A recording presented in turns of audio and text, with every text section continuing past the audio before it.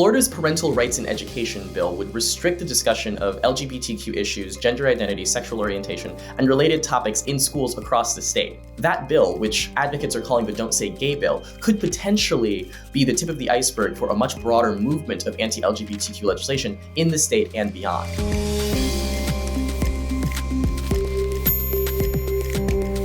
Among the 19 states that we've seen these laws introduced in are obviously Florida, but then also Arizona, Georgia, Oklahoma, West Virginia, Wisconsin, Illinois. A lot of this legislation hasn't passed yet in the country, but it does bear a lot of resemblances to the Florida bill. Proponents of these laws are saying that they want to protect children from ideas that they find not age appropriate, and also to give parents a greater say in what's being taught in their children's classrooms. Critics of these laws, however, are saying that, one, a lot of these issues were never being taught in K-3 education in the first place, and that they're oftentimes necessary in later grades to just give children an accurate portrayal of the world. This wave of legislation comes after years of progress for the LGBT community. An increasing number of federal and constitutional protections have now been enshrined for LGBTQ people. So this movement isn't so much trying to roll back the clock necessarily, but it is going where it can and saying that we are going to attempt to still create a culture around these issues that we believe is more appropriate. And in that, they're going to schools.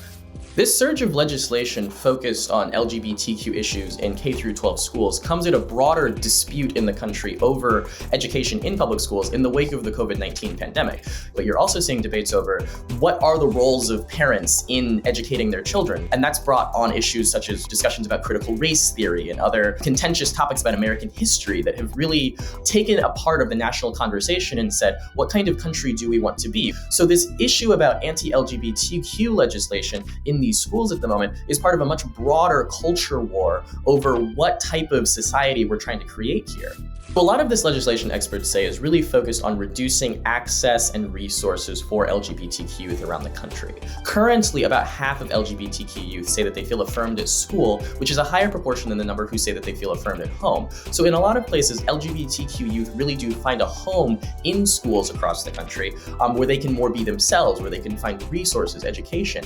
A lot of experts really fear that if you start creating a culture of fear or really repressing LGBTQ resources and education in schools, that you're going to really disproportionately harm LGBTQ youth. Hey, thanks for watching. If you like this video, check out these other videos from USA Today to stay up to date with all the latest news.